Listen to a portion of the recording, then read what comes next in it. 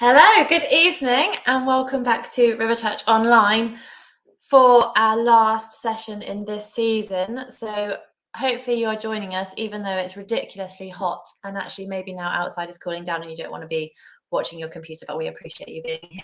So if you're here, drop us a comment and say hello so that we know that you are with us. It's not just me. I have got some people with me this evening, so I'm going to bring them on quickly so you don't need to listen to me waffle. So I have got Hannah with me, who is coming. There we go. Hi, Hannah. There I am. Hello. How was your afternoon? Yeah, I got back after our international lunch and just kind of chilled for the rest of the afternoon. Didn't really do much. Nice, good work. I had a nap. I know every week we talk about nap, but normally it's the men. And this week I nailed the nap on the sofa. I ignored everybody. And then I woke up feeling really, really grotty and horrible and nobody wanted to be my friend. So luckily that was like an hour and a half to 2 hours before I had to function in real life. So that was okay. Let's see if we have got Tim with us as well. Let's get him up and see what his nap status is today. Did you get one?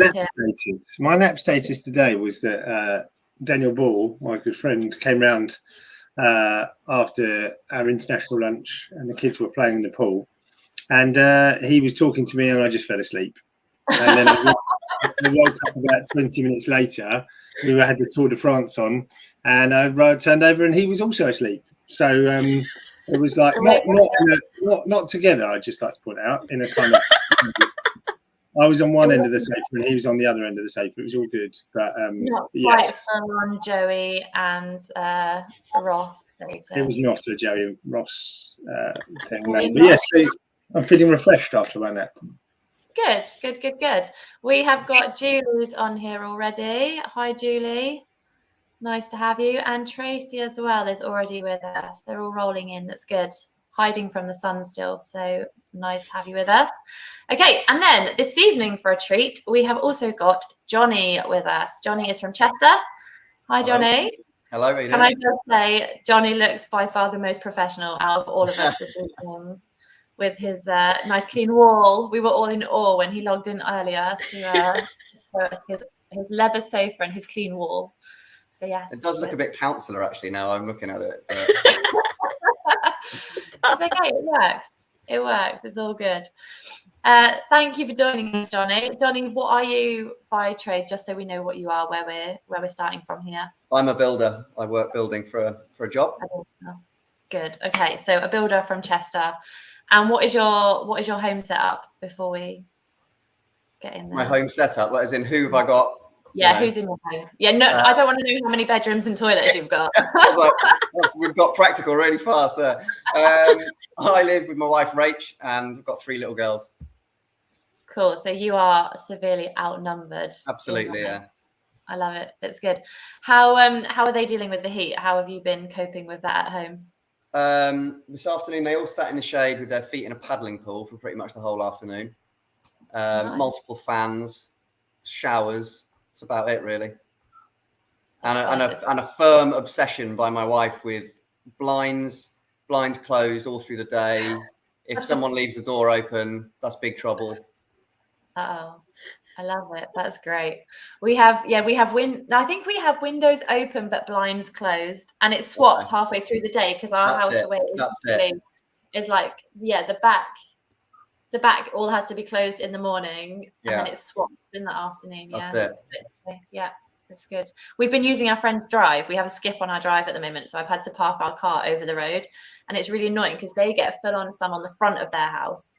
So normally our car is lovely in the morning because it's in the shade for the like normal stuff, and then this last week it's been sweating before we even get going. So practicalities of life in a hot environment, isn't it?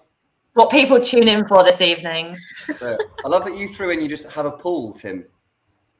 I do, yes, I do have a pool. Yes, I do. It's a nice 10-foot framed pool.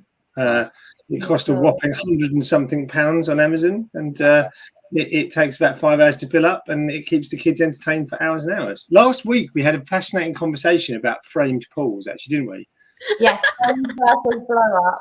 Yes. Yes. Have you not got a pool, Jonny? No, but when you said it as casually as you did, I was picturing like a full-on sunken pool with like decking. like a holiday villa, you know, next to the hot tub and the bar. Yeah. I did think about. I should have done it.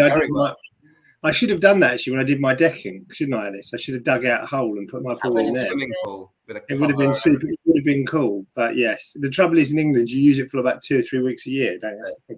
And can I just say, pool maintenance is a real hassle. Well, I think it's going to be really easy. I became a part-time chemist last summer to get all the chemicals right, and I just be honest, I totally and utterly failed. And no matter what I did, it steadily just got dirtier and greener. I don't know how many more chemicals I shoved in; it just wasn't working. So, chlorine tablets. Sorry, these are like first world problems, aren't they? Yeah. Not good. Not good. Okay, so if you are watching and you have been doing something fun to keep cool in the hot, then let us know. And I think we might need some more hellos from people. So if you're watching and can be bothered to type on your keyboards or on your phone pads or whatever, so let us know you're there. That would be nice, because as much as we love each other, we love you more. So please talk to us. Otherwise, we'll just spiral into a complete mess, probably. Okay, so what I thought we would talk about, and this might get a few more comments, is building fails. Okay, so whether that is a building fail of somebody else in your vicinity that has done something and it has failed when they've been building or making something, whether it is you that has been putting together IKEA furniture and has a complete failure, or if it's just something random that you've seen online. I do have a few pictures if we need them in a minute, but I thought we would ask Jonny if he's had any amusing building fails. Oh, I should have maybe asked you earlier, actually. Sorry. Yeah, I mean, there's plenty of little things that happen. Matt drove a digger into a brand new set of bifold doors that we. Come on! Now you've got to tell us that story. Come on. He was digging next to them and then just swung into it a little bit, but he sort of crunched them, but not enough that we needed to replace them. We managed to get a replacement panel. Oh my goodness. I've smashed glass before, handling glass. That's always a pain. Matt fell through a loft all the way top to bottom. Was he all right? He was all right, yeah. It's Matt, isn't it? So what he did was he helped me tidy up the mess, and then he went home, and when he got home, Shah nearly drove him to A&E because he was just covered in cuts and bruises. But he had to help me tidy up first, didn't he? You know, I think we've never had anything catastrophic, just the normal sort of, you know. Have you ever done anything like where you've built something and then you realise that actually it could have been done differently or better? So when we had our kitchen put in, it was my brother's, and the plan, like where the sink is under a window. So where I had put it in, and I'm not bothered by these things, where I had said we were having the sink was not in the middle of the window. So it was where I wanted it. But then when Mark came and looked at it, and they'd done it, and it's a wooden worktop, and it was a butler sink, so it wasn't like a hole, it was like two separate bits of work surface, so it wasn't the end of the world. But then when Mark came, he is a little bit more OCD about these things, and he made them recut some worktop to move the sink literally about 2.5 inches, so that it was in the middle of the window, and they were not impressed. I can imagine, yeah. Have you ever had anything like that where you've had to kind of redo stuff? We probably. I'm just trying. Jonny's such an amazing builder. Yeah. Kind of basic errors, amateur errors. Yeah. I imagine you must have to hold your tongue with some of your clients sometimes. Oh yeah, you get. I mean, we are thankfully we I think we run a high enough self level of sort of fussiness. But you do get some people that are just ludicrous in terms of what they want either changed or sent back, or it's mad. Yeah. Do you like it when they ask questions? Mark loves asking questions. He's probably one of the worst people to work for if you just want to get a job done. Because he'll ask you why you do stuff and what's the best way to do that and all these things. Yeah, questions are absolutely fine as long as they're not completely idiotic. We get a lot of them. So people just basically say all of what they're saying is, do you know what you're doing? That's what they're really saying. So that's a whole category of question is, insert whatever the practical question is, but really they're saying, do you know what you're doing? And then we always just go, oh, I don't know, you know, that's what Google's for or whatever, and just wind them up. Yeah. Yeah, I'm just on Google now, actually. I'll tell you in a minute, that sort of thing. But yeah, when you put a steel beam in, steel beams is a classic, and you get the steel on site, and then it's always, is that big enough or is that the right size? And you just say, oh, no, that's completely wrong. Maybe. You know, like, yeah, I don't know. I hope so. Oh, I really hope so. Oh, I love it. We should have thought to measure it, shouldn't we? Yeah. So there's a lot of that. There's a lot of basically, do you know what you're doing? Which is quite annoying. That's good. Oh, we've got Tracy with us now. Hi, Tracy. She is there. And Tim, have you ever had any building fails? You must have. Yeah. My most recent fail was I installed a cat flap, Jonny, like through a sort of a cavity wall or whatever, to the extent of wall, and I measured it out on the wall, drilled a hole to the middle, kind of did it, knocked it all out, inserted the cat flap, beautifully went in until I suddenly realised that I'd done it upside down. Flat, like So the tunnel bit was the wrong way round. Do you know what I mean? It was like a dome bit, and I'd put the dome at the top rather than at the bottom. So I had to then turn it round, re-dig it out, and then basically re-plaster the wall where I'd made a hole. So I was like, what basically should have been like, well, what was initially like an hour or two job turned into like a 2-day job, just because I keep coming back to it and keep plastering it. Sand it, paint it, sand it down, paint it again, because obviously it was just a massive hassle. But you know, all for the sake of the cat. Yeah. So, have you got a cat? No, I do not like cats. Can I just say, do not get one? No, I wouldn't. I succumbed to my wife, who's desperate for a cat, and seriously, just my life has never quite been the same since. So. I love cats, but at the same time, no. Anyway, sorry, Alice, go on. You're going to show us some building. No, I pressed a button by accident, and I'm really sorry. That was really rude. I wasn't just fed up. There was a nice picture of a handrail across the doorway, wasn't there? Yeah. So I had a bit of a mission on online earlier, so they're not my pictures. Let's hide that so we can still see Jonny's face. Yeah, look at this one. A handrail across the door. Solid. Have you ever done this? I thought you'd appreciate this from your carpentry. It's horrendous, isn't it? Who does that? Mark has probably done that at some point. Oh, unbelievable. Oh. This is an idea. I've seen this one before. Oh yeah, the nice. chair that's the wrong way round. Like nuts. I've never had a fail like that with IKEA furniture. This one, look, there were so many balconies that didn't line up with doors and windows. So many online. It's quite dangerous living, isn't it? Yeah. Well, you don't see there's a cat flap just below the side of the balcony. So it's just a balcony of the cats. Yeah. Little ones. I love this. This took me a little while to be like, what's wrong with it? Nice. I realised there's no handles. Yeah. Well, isn't the phrase in the building not my job, mate? My job, mate. Yeah, someone else's problem. That's the on-site line. You'd never get that. You'd get slapped for saying that at KC. It's everyone's job. It's always your job. Oh, look at that. How good is that? There were quite a few of these as well. I love that. You can like get people to pass you stuff through the door when you're on the toilet. It would be good if you like run out of toilet roll. They can just pass it through. Man alive. Brilliant. Oh, look, this one. You can see the door handles in the wrong place. Solid that. I didn't realise that either to start with. And this. Oh, classic.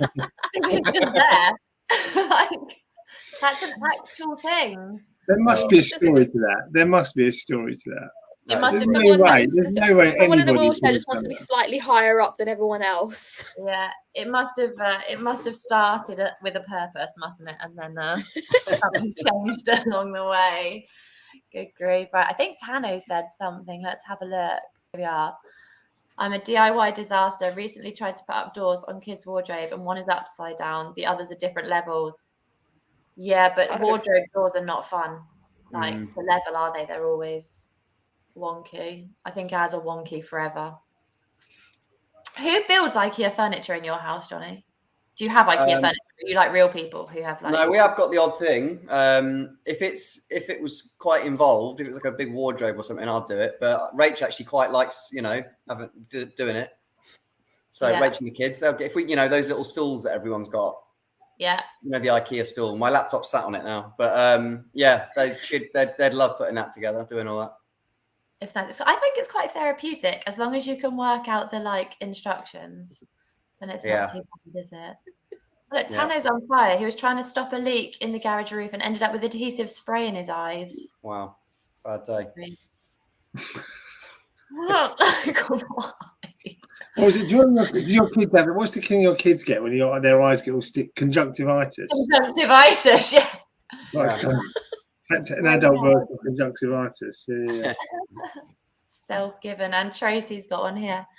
I didn't carry a pot of paint properly and left a trail of paint on a fairly new carpet. Fortunately, it wasn't gloss, and washing up liquid water and elbow grease has cleared it. Good effort, yeah. Oh my goodness. That's a panic moment, isn't it? That's quite stressful. We put a new carpet in Alyssa's room, and she got nail varnish all over it. And then she also managed to get someone bought her like a kid's blusher. And I obviously wasn't policing it like a proper parent should. And that like fell out, you know, like it all crumbles and it fell out on the carpet and it got all mushed into the carpet. So she still has a pink tinge to her carpet at the moment. We had, do you remember those things where like you could throw them at the wall and they would stick at the wall? Yeah. No, it wasn't that. It was like a, you know, that stupid, like I was one of those things like or like that goo in a pot.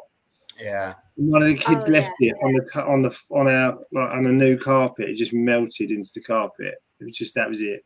Gone. Just it was no way of getting out. Not a chance. For years it sat there. I just looked at it every time and just hated the kids for it. These are more like kids DIY fails, aren't they, rather than adult DIY? Well, that wasted money. Should have just kept like the old carpet, basically. Or take it out. Just have floorboards until the kids grow up. It's all good. Okay, shall we move on and chat to Jonny about why we're actually here, rather than all of these things that are, you know, super interesting and keeping people engaged? Let's do that. So, Hannah, are you okay on button duty for me? Yes, I am. See you guys. Amazing. There we go. Okay, so Jonny, our series at the moment is Jesus in Real Lives, is what we've called it. So we've had people from all different jobs. So we've had social worker, lawyer, stay-at-home mum, salesman, and now you, wrapping us up, builder, carpenter, you know, proper people in the real world. So would you mind introducing yourself a little bit and telling us how you became a Christian? Would that be okay? Yeah, no worries. So I'm from Reading, and I'm not from a Christian background, brought up in a non-Christian home, and was just essentially lived my life entirely for sport and sporting achievement. That was all I did. Got an older brother who went to the grammar school in Reading, and he was all about academic achievement, and that was that. And so we were just chalk and cheese. But yeah, so I went to school, didn't really care about school, just wanted to, you know, do well at sport at school, do well at sport in all areas of life. And then essentially, long story short, I met a guy in sixth form who some of you guys will know, Dan Towers. And we just ended up with all of our sort of free periods together. I knew him again from the rugby team because he was a very good rugby player. So we ended up just talking, you know, over months and however long it was. And he started to talk to me about faith, and I had no frame of reference. It didn't mean anything to me. I'd never been to a church. I didn't know what it was about. I just thought it was for sort of, you know, the sort of do-good Christians at school. And then eventually he invited me to church. We had a bit of a deal where I took him night clubbing, and then as a result, I had to go to their church, and that was that. Really, I sort of never looked back. Sorry, the deal was you took him night clubbing. Yeah, I took him and Matt Parting night clubbing in Reading, thinking obviously I'll show them really what life's about, and then they just had a really good time. I think they danced on the tables and like had a really good time, and then I had to obviously go to ECF, so I went to a meeting, and it was the most strange, bizarre thing. That's, you know, it was utterly nuts, but equally, I kept sort of thinking, I might go back there. And That's how long did you keep going back to church then before you actually kind of decided that was something that you were actually interested in? I think so long ago. I'm so old. I think I probably went on and off for about a year, I think. And also during that time, we went to a house group, Matt and Char's house group in their house in Reading, who I now obviously lead a church with. But yeah, they basically started that group for me and a few others who were like sort of seeking a little bit, semi-interested. So yeah, there was Bible studies that I went to and met more people. And then, you know, the meetings were so bizarre. I'd never heard people pray out loud. I'd never heard people do strange things in meetings. And it was utterly bizarre, but I just found myself drawn back all the time. And then I think I had a real moment on a cliff top in Padstow. We went on holiday with Dan and the guys, went camping with Rach and a few others. Yeah. And I remember walking off that beach, having sat on the cliff all night on my own. And I remember just saying to Dan, I feel like I just met God really, and I'm going to give my life to it. And that was the definite moment where I thought there's no going back now. Wow, that's so cool, isn't it? And then so from then on, did stuff change? Did you notice a change from then? Yeah, well, that decision was big for a lot of reasons practically as well, because I knew that would be the end of all my friendship groups. It was friendship group suicide, genuinely, and that's why it is the sort of counting the cost thing, isn't it? Because I knew that I'd just be completely cut out of all of the different friendship groups I had, which I basically built my life to achieve. Because again, I built my life on being popular across all the different areas of my life. And I'd done a really good job of that because that was my entire identity. And then in one fell swoop, I was literally ejected from all of those groups and just left with a handful of strange Christian people. So I like the way you describe Matt and Dan there. Yeah, exactly. Well, the whole Christian community, it's just we're all... particularly Dan and Matt. So that was a huge shift, which then obviously my parents noticed very quickly, because I was now friends with very different people and now going to church, which they didn't understand. And still to this day, I think they're trying to figure out. And equally, I was already going out with Rach at that point because we were at school together. And we basically became Christians at the same time. And so my sort of story of faith and really meeting God is absolutely mixed up in how Rach did as well. We sort of had a bit of a moment praying together in my parents' house. And it was very dramatic for Rach in particular, very powerful moment, which I sort of got caught up in. And I always feel like I sort of got saved by the stuff that deflected off Rach. So... That's pretty cool. That's quite special though, isn't it? I think that's really special that's your story together. It was amazing. It was amazing. People have that, do they? A lot of people grow up in the church or will marry people that they knew through church or those things, but actually making a decision around the same time, it's that's really special actually. That's lovely. So how old were you then? It was 17, 18 basically, about 18 really, a bit later on. So like A-level, college-y. Yeah, sixth form, end of sixth form. Yeah. So then did you have to stop doing your sports stuff or did you continue doing some? Because most sports stuff is Sunday kind of orientated, isn't it? Yeah, well, by that point, I just completely focused all my efforts on becoming a golf professional. So I was only in sixth form biding my time before the plan was to go to the States, get a golf scholarship, go to the collegiate stuff out there, do all that. So no, I very much still carried on playing. And then when we left school, I went and got a little job in Asda bakery to get enough money to buy a car. So then I could go and play all the tournaments in the South region and do all that. So that carried on for quite a while. Okay. So how did you end up in building and carpentry then? It did end up in a bit of a big decision, I guess, because Rach went to uni in Bristol after we all sort of, although I think she had a year out. Yeah. So I carried on playing golf, did turn pro at 18.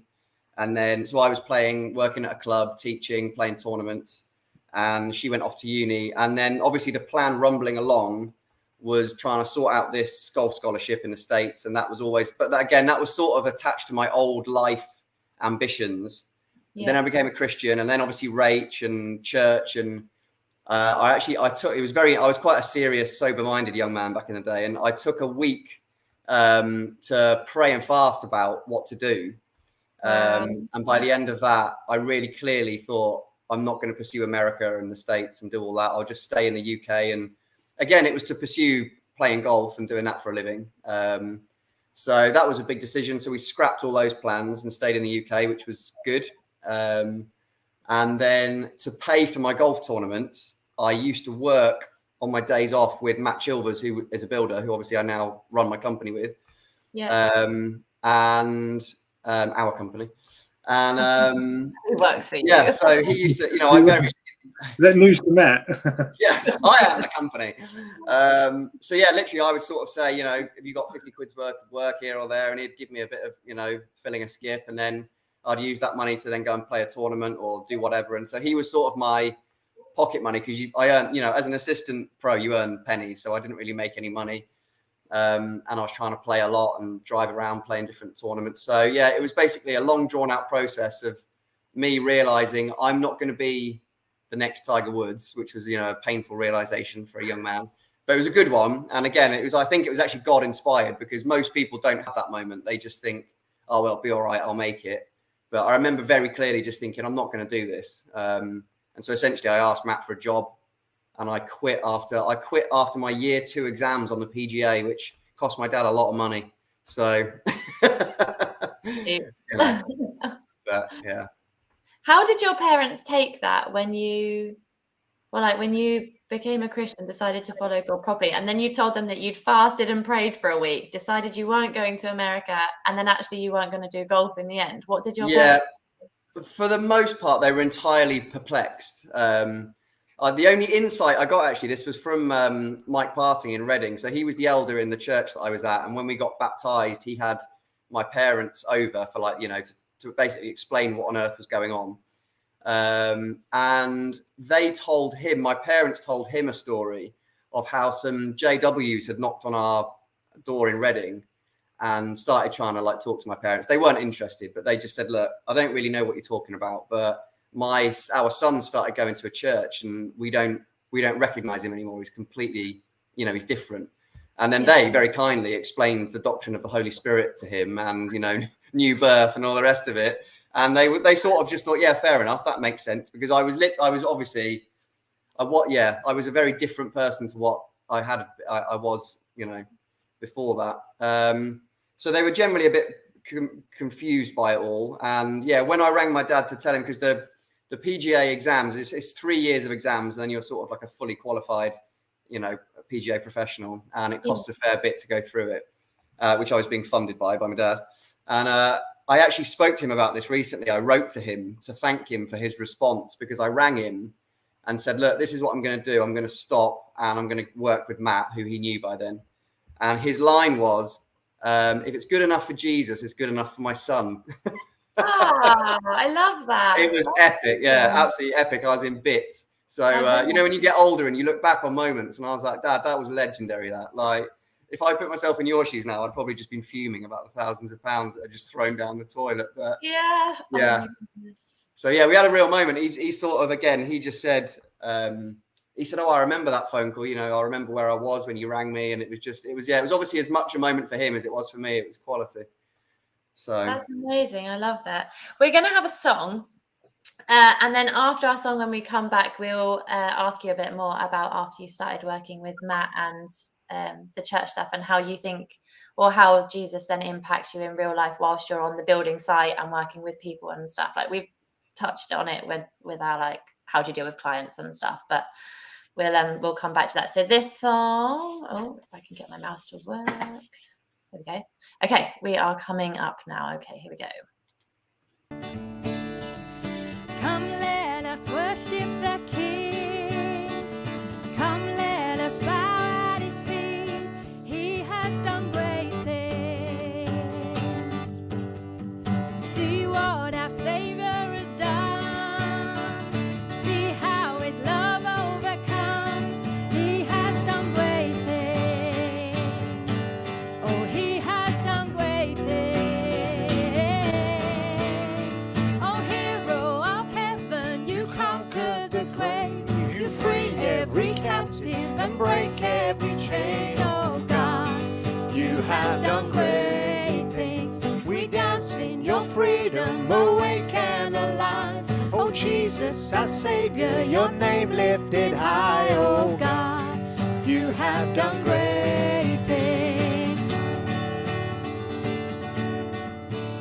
You've been faithful through every storm. You'll be faithful forevermore.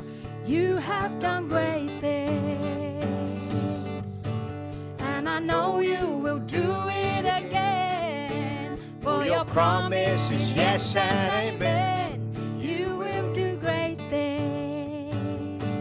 Oh God, you do great things. Oh hero of heaven, you conquered the grave. You free every captive and break every chain. Oh God, you have done great things. We dance in your freedom, awake and alive. Oh Jesus, our Savior, your name lifted high. Oh God, you have done great things. Hallelujah, God, above it all. Hallelujah, God, unshakable. Hallelujah, you have done great things. Hallelujah, hallelujah, God, above it all. Hallelujah, God, unshakable. Hallelujah, you have done great things, have done great things. Oh hero of heaven, you conquered the grave. You free every captive and break every chain. Oh God, you have done great things. We dance in your freedom, awake and alive. Oh Jesus, our Savior, your name lifted high. Oh God, you have done great things.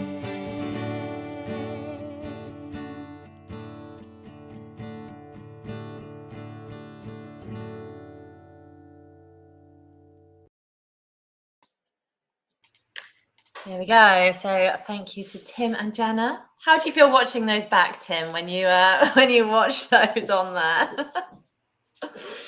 Yeah, I don't know. I'm amazed at how great a voice Jenna's got. She's got such an amazing voice, hasn't she? So I don't know if you find it when you're a golf pro, Jonny. But when you come up against people that are just really, really good. Yeah, that's why I quit. There's part of you that's like kind of like envious. There's just another part of you that just. Yeah. When you understand, you're just like, that's just really good, isn't it? Yeah. Like you just have to kind of stand back and just enjoy it, Absolutely, yeah. So that's how I feel about watching Jana sing. So we'll praise Jana to the skies. It's good. Okay, so where are we up to? We are up to leaving golf, becoming a Christian, beginning to work with Matt. And so did you go and work for Matt? How long did you work for Matt? Very briefly in Reading, because he then abandoned me to go and travel the world with Charlotte. That gave you a whole nother set of like daddy issues, not from daddy. So yeah, I worked with him like hardly any time at all, and then they went off traveling around the world, and then I moved to Liverpool. Can I just say that random Matt Chilver's story, right? So they went off traveling around the world. Well, that was about the time when we got married, and so we were on our honeymoon and went to Thailand, and we were due to go there for like 2.5 weeks or something, whatever. And after the first week of being in this like hotel resort down south, both of us got really bored, and we were just like, just bored of the beach and the sun. Let's go up. Let's fly up north, and like just totally like we kind of bailed out on the booking we had, and we just thought we're going to spend extra money, and so we just flew up north to see some friends. And Matt and Charlotte happened to also be there visiting these friends at the same time. So we spent a portion of our honeymoon going around a zoo, if I remember correctly, with Matt and Charlotte. That was my first kind of knowledge of Matt Chilvers. And I think back then I just used to talk and didn't really care about who was listening. Not a lot's changed. Not a lot's changed. Looking back on it, I remember Matt just sitting at the other side of this truck, and I'm sure he just sat there thinking, who is this guy? Matt's not a talker either, so it's like he probably just sat there listening to me, and I just kept talking. It's just like anyway. Sorry, random story. All good. Okay, so Matt abandoned you. Then what did you do? So then, through various series of events, I ended up moving to Liverpool when I was 21, I think, and moved into one of the flats in the church there. And I remember I sat down with the good old yellow pages Everyone, if people don't even, it doesn't exist anymore, does it? Sat down on the yellow pages and started at A in sort of the building section and just started ringing because I was finishing off my joinery apprenticeship in a college. So I had to get that finished. So, but I basically was just ringing around for a job because we were getting married. Rachel and I were due to get married the next year.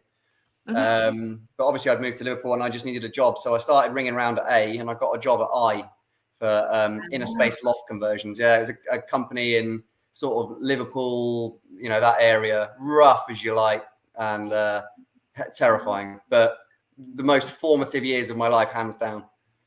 Because it was just, why was that like? It was like a sort of God-given fast track to character, I think.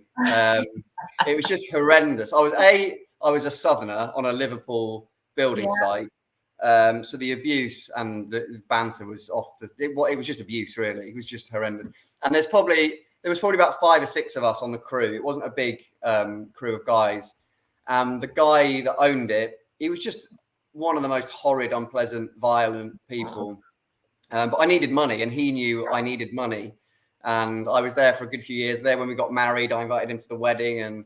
But you know, it just, I joke about it now, but it was horrendous. So yeah, I used to set off to work and I would cry in the van on the way to work with that sort of dread. And then on the way home from work, I would just cry in relief. And then it would basically, I'd have a few hours in the evening of like relief. And loads of people will know this who have had horrible jobs or whatever, but you get that little period where you see your wife or whatever and you have dinner. And then essentially it's like a switch and you think, I've got to go to work again tomorrow. And then the dread comes. It was horrendous. But thankfully, he was an exceptional joiner carpenter. So I learned everything that I could have ever needed to learn from him, but at great cost. But it did toughen me up in all sorts of ways. So, yeah. Yeah. Do you think then that I'm assuming that if you hadn't have decided to follow Jesus and become a Christian, you would probably have still been on the golf trajectory. Yeah. But then if you hadn't and you had gone into joinery and building, do you think that made a real difference in those years when you were newly married and needed money?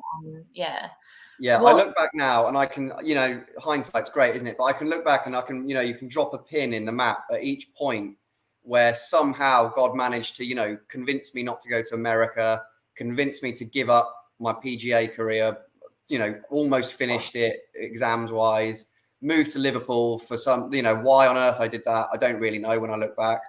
And then get this job, it's just, you look back and you think it's incredible, isn't it? God's wisdom and how he orders our steps. But at the time, you sort of don't even really, you notice it, but you don't see it with as much clarity as when you look back and just think, why on earth did I do that? Those 2 years, they were absolutely horrendous, like I say, but I genuinely thank God for them because I just wouldn't be, I wouldn't be where I am today without working for that guy.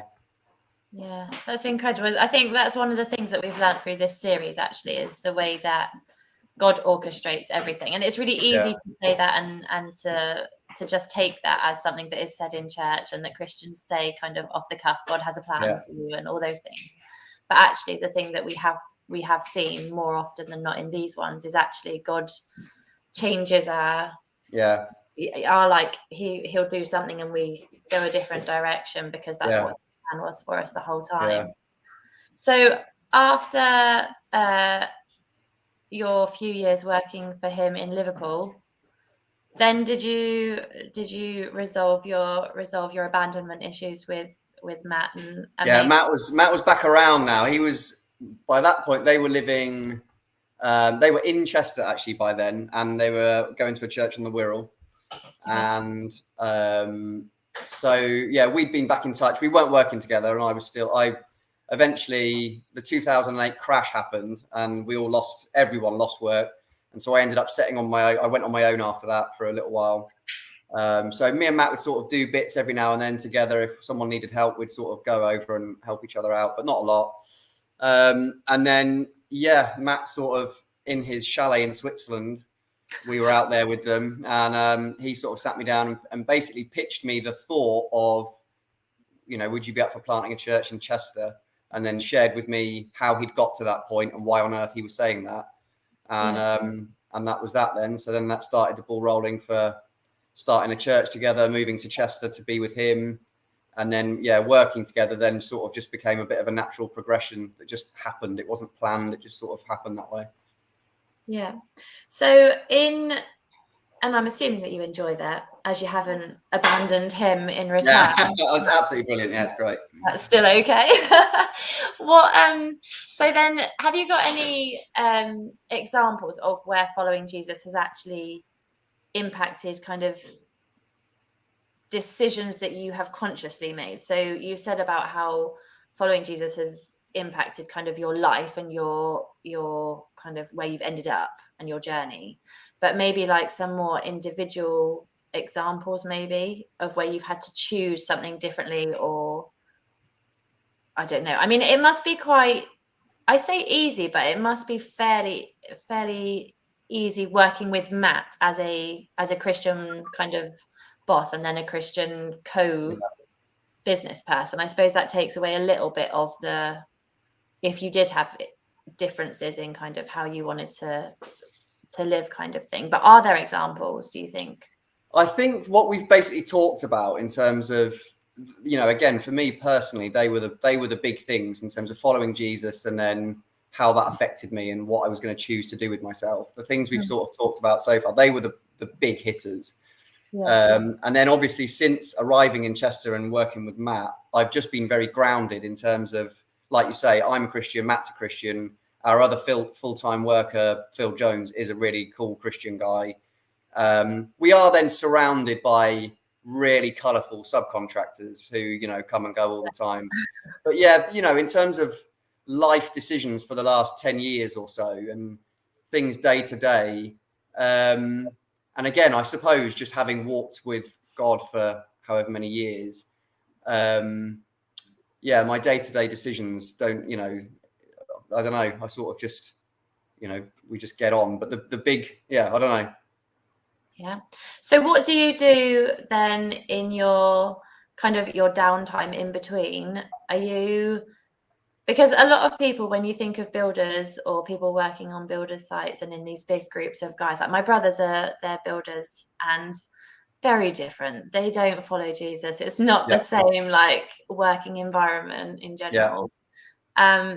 And actually, like there is so much banter and there is so much kind of funness kind of going on in between, and then kind of they'll meet their friends at the pub and all those things, which are good, and it's good to have friends and mix and all those things and have fun and banter. Kind of River Church is big for banter. We are not opposed to banter. But like, are there times when does that I think I can answer your first question a bit better now, having just thought about it. So that's having just heard you then. Essentially, what we get a lot of comments on from customers and other trades is how we run the business. And again, that is because of our, faith. So we will order everything around keeping a really good family unit going and having a lot of time. So a lot of the guys, like if you get all of our plasterers start at 7:30 in the morning. Like there's no way we're on site at 7:30 in the morning because that's family time. It's, and then again, in terms of getting home, we will just build our day around getting home at a sensible time so that we get to spend a lot of time with the kids when they're home from school. And again, that's the sort of perk of being self-employed. Obviously, some people don't get that privilege, but when you do have that privilege, we definitely milk it for all it's worth in terms of, there's a balance between, obviously we want to work well and do a very good job for the customer, but we build, everything we're doing is built around family and church working alongside that, like you're saying, which is not the case for most guys who just work, get off and then, go to the pub or whatever they do. So we do get a lot of comments from that, from other subbies.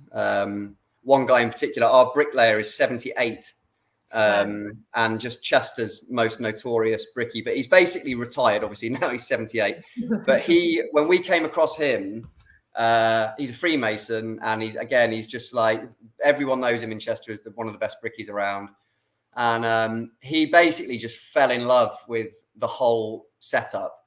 And again, because we have unbelievable crack and good laugh, but it's again, essentially it's wholesome because we're not swearing all the time and jokes are clean and we're just having, it's just a good fun. And so he basically just fell in love with the whole atmosphere on our sites and just vowed to work for us exclusively from then on. Wow.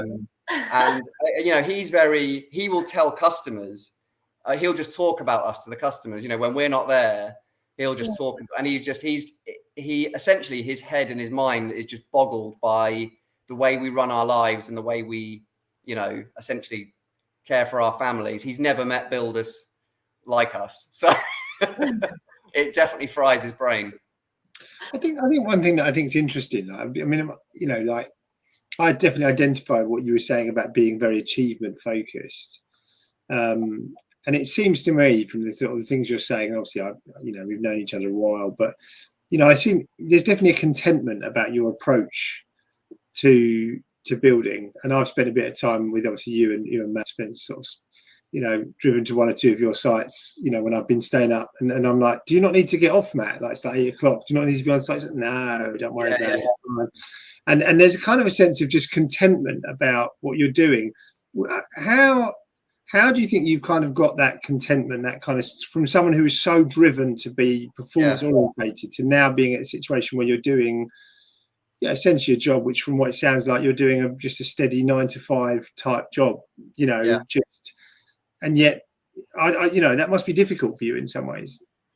It isn't anymore. So it might have been a little bit, perhaps, in the early days. But I genuinely think once I became a Christian, I think your whole value system just changes, doesn't it? So again, I think the contentment, or if you perceive it, if we seem content with that as an approach, it's just because I'm just so genuinely, I know what I value, and therefore, I mean, there's a practical side to that, which is we could bust our chops at work and make a ton more money than we do. Yes, absolutely. We really could.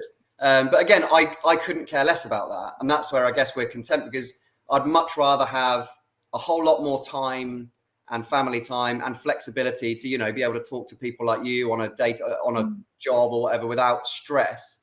That's worth so much more to me than another however many £1,000 a year. So in that sense, I am really, that's a decision that we've both made. And then, and I totally sign up to it. So I am very content with that as a decision, flexible, not non-stress. And again, for me, it was, and both of us really, like, I worked for that lunatic for quite a while. And again, Matt had a very frantic, sort of crazy apprenticeship start to his building life as well. So when we started working, we both sort of looked at each other and thought, let's choose a different option to what we learned, when we were learning, and try and paint a bit of a different culture. We probably are a little bit too relaxed now. Well, I think it's interesting to talk about Jesus in real life, and I think that's the impact, isn't it, of Jesus in real life? You're by nature, I don't think that's what you're like, is it? No. And I knew you when you were in your intense days.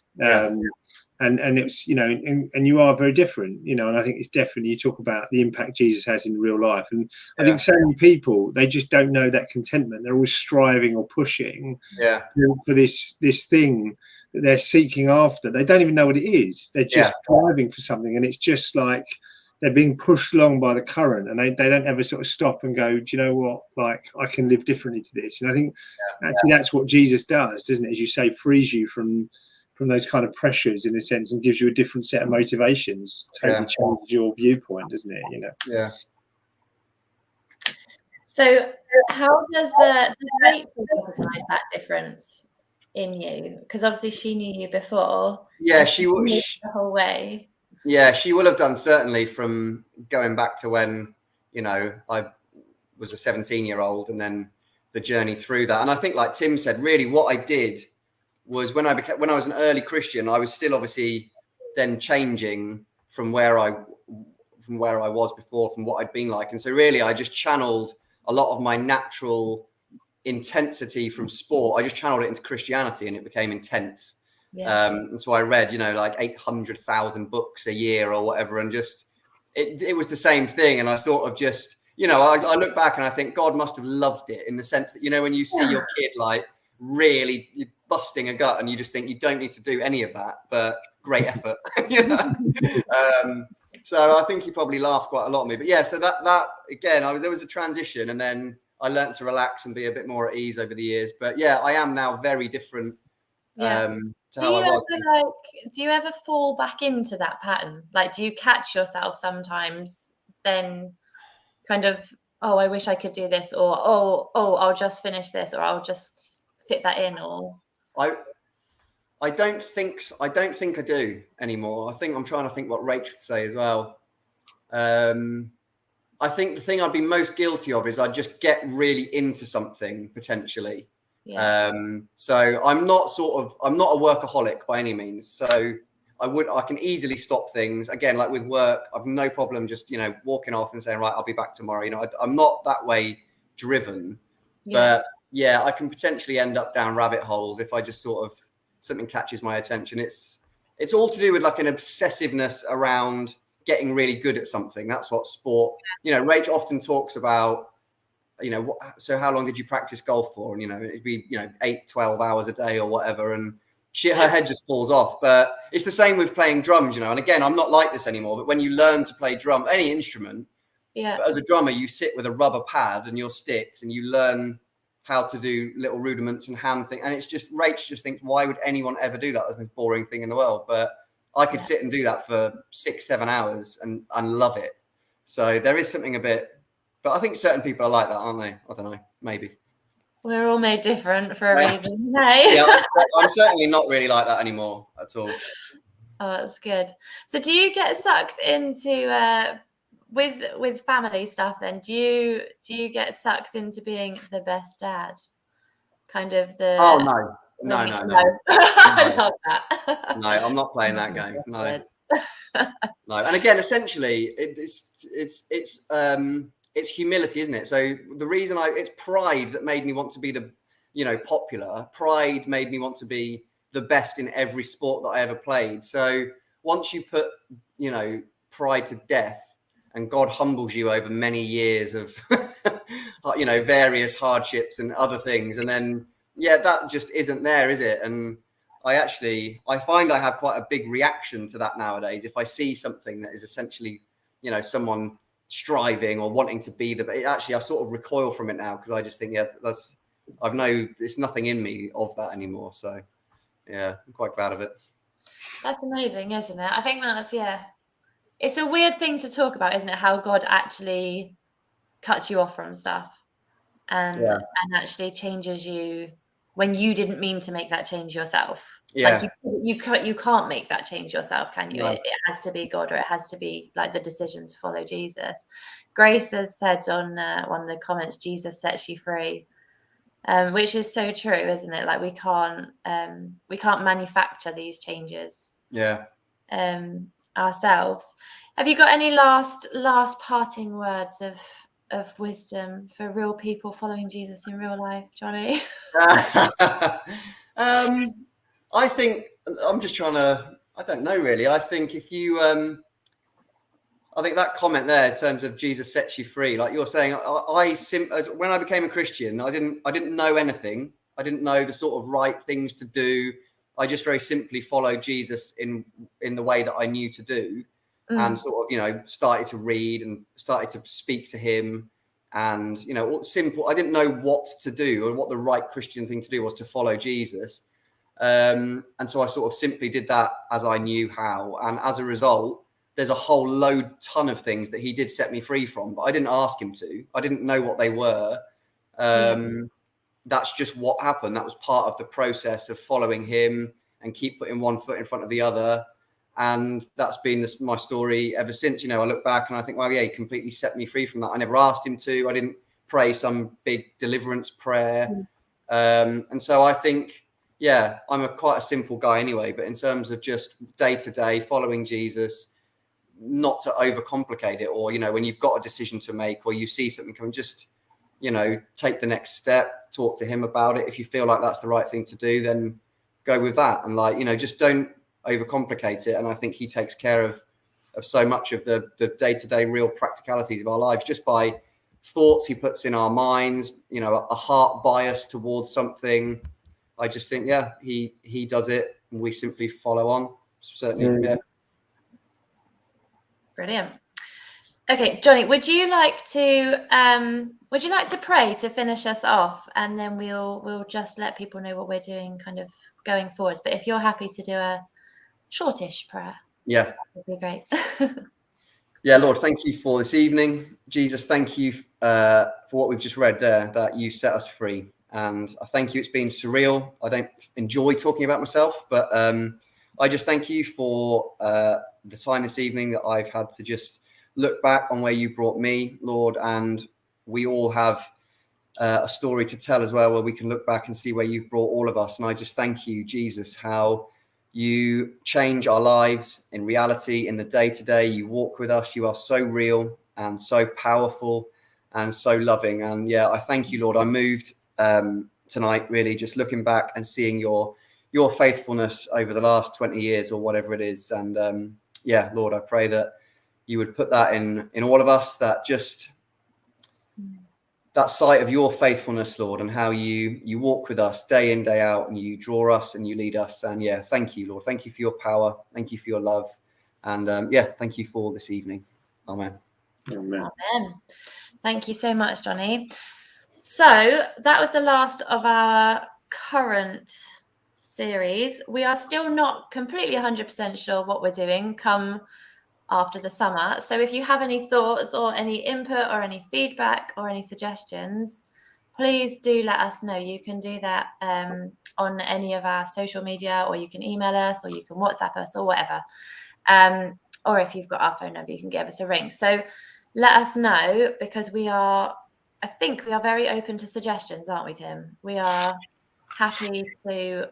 Yeah, well, it's great. It's this kind of format definitely engages people, doesn't it, in different ways. And we've had a really lots of positive feedback and lots of people tuning in and watching every week. Obviously not hundreds of people, but kind of a consistent following of people that engage.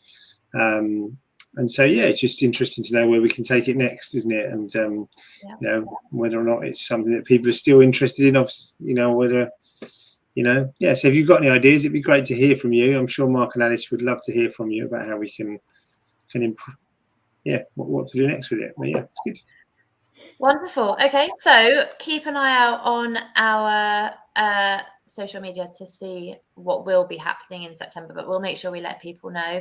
And again, thank you so much, Jonny. Let's bring Hannah back on to say goodbye. Thank you so much, Hannah. Amazing. Excellent. Okay, so we will let you all get on with your evening. Thank you for joining us. And yeah, hopefully we'll see you in some capacity in September. So thank you. Bye.